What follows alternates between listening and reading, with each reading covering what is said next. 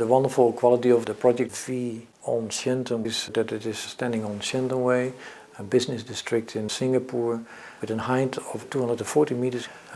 We have views to the Marina Bay, to many parts of the surroundings of the city.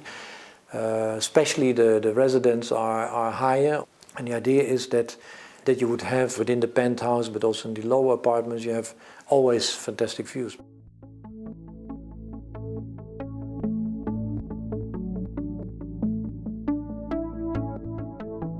What's quite nice is that you have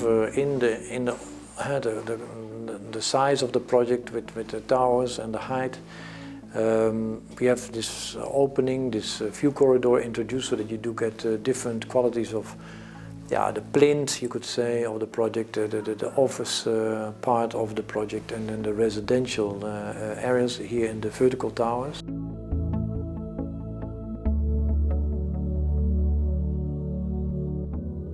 So if you talk about the entrance towards the project, Shenton Way, if you have then the infrastructure of it and the movement and the way how the line of the road is picked up by the line of the facade and the texture of the facade, then the sculptural quality of the facade is held up by this line and frames it.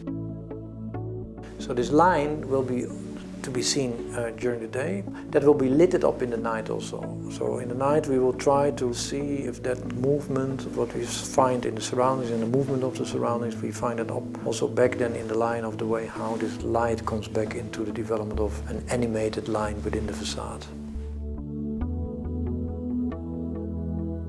Because we have so many apartments and so many nice type of apartments, the quality is that we have with this introduced some public areas, so we have these fantastic sky gardens, so green zones within the top and the middle part of the building and also in the lower part, whereby we could introduce areas where the residents could share the view of the city, the green, the leisure quality of the location.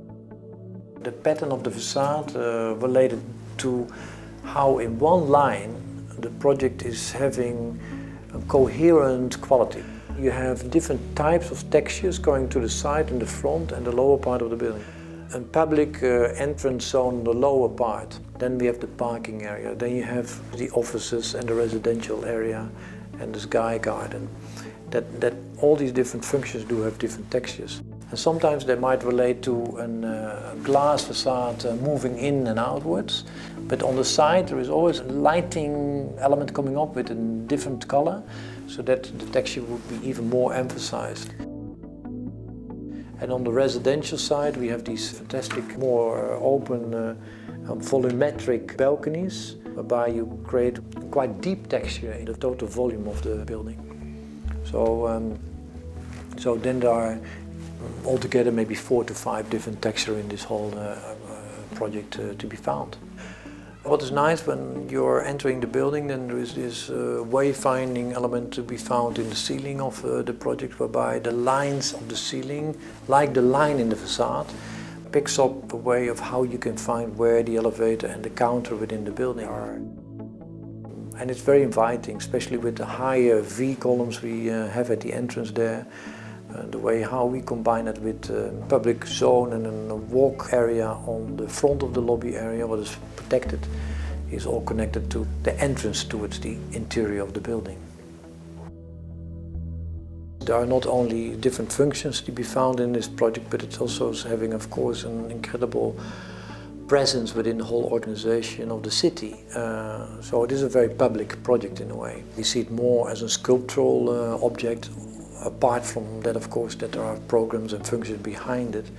The texture refers more to a way of how we can dress the future within buildings than only purely to the function of the building alone.